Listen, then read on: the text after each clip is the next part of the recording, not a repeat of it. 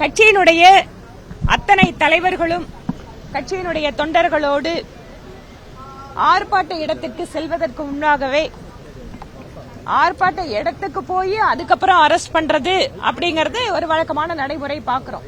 ஆனால் ஆர்ப்பாட்டத்திற்கு செல்வதற்கு முன்பாகவே வீட்டிலேயே வைத்து தலைவர்களை கைது செய்வது, ஒரு சில முக்கிய நிர்வாகிகளை கைது செய்வது, ஆர்ப்பாட்ட இடத்திற்கு செல்வதற்கு முன்பாகவே இடையிலே வழிமறித்து தலைவர்களை கைது செய்வது என்பதெல்லாம் புதிதாக திமுக அரசு எதிர்க்கட்சிகளை அச்சுறுத்துவதற்கு செய்கின்ற முயற்சியாக நாங்கள் பார்க்கிறோம்.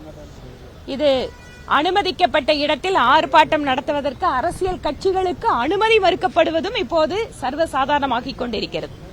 நாட்கள் செல்ல செல்ல திமுக அரசுக்கு மக்கள் மீது இருக்கின்ற கோபம், கொந்தளிப்பு, வெறுப்பு இவற்றையெல்லாம் ஒரு அரசியல் கட்சியாக பிரதிபலிப்பதற்கான வாய்ப்புகளை முற்றிலுமாக அழித்தொழிப்பதற்கு திமுக அரசு முயற்சி செய்கிறது.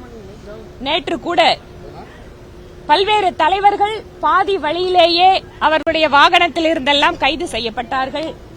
நேற்று மாலை வழக்கமாக 6 மணிக்கு பின்பாக பெண்கள் போலீஸ் கஸ்டடியில இருக்கிறதை பற்றி தெளிவான வழிகாட்டுதல்கள் எல்லாம் இருந்த போதிலும் கூட வேண்டுமென்றே காவல்துறை மிக நீண்ட நேரம் கைது செய்யப்பட்ட பெண்களை எல்லாம் காத்திருக்க வைத்து, அடைத்து வைத்து, அவர்களுக்கு சட்ட ரீதியான பாதுகாப்பு விஷயங்களை கூட ஏற்பாடு செய்யாமல் விட்டிருக்கிறார்கள். நானும் அந்த நேற்று வரைக்கும் 7 மணிக்கு மேலதான் எங்களையுமே ரிலீஸ் பண்ணாங்க. அதுல ஒரு சிலருக்கெல்லாம் கடுமையான உடல்நலக் குறைவெல்லாம் ஏற்பட்டிருக்கு. இன்று திமுக அரசு எப்படி நடந்து கொள்கிறது என்றால், அவர்களுடைய புகழை பாட வேண்டும், அவர்கள் சொல்வதை மட்டுமே கேட்க வேண்டும், அவர்களுக்கு எதிராக கருத்து கூற முயற்சி செய்பவர்களை, எதிர்க்கட்சிகளை எல்லாம் ஒட்டுமொத்தமாக முடக்குவதற்கு முயற்சி செய்கிறார்கள்.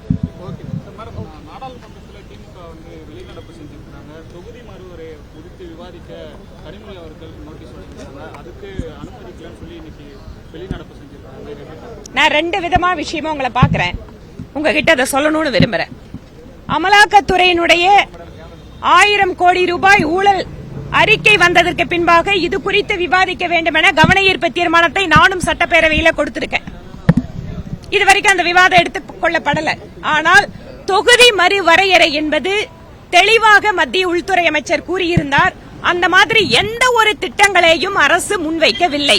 இன்னைக்கு வரைக்கும் தொகுதி மறுவரையறை குறித்து மத்திய அரசு எதுவுமே தெரிவிக்காத சூழ்நிலையில் அவர்களுடைய கற்பனையை வைத்துக் கொண்டு அவர்களுக்கென்று அவர்களே உருவாக்கி கொண்டிருக்கக்கூடிய ஒரு சில சிந்தனைகளை வைத்துக் கொண்டு பாராளுமன்றத்தில் எப்படி விவாதம் நடத்த முடியும்?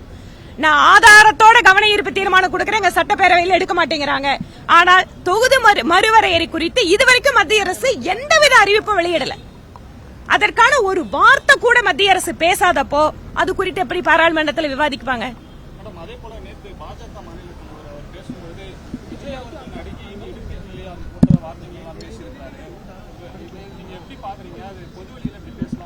ஒவ்வொரு தலைவர்களும் அவங்களோட கருத்தை சொல்றாங்க, அவங்களுக்கு உரித்தான பாணியில.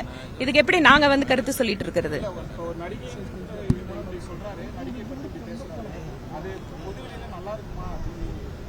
மாநில தலைவர்கிட்ட அது குறித்து நீங்களே இந்த கேள்வி கேளுங்க.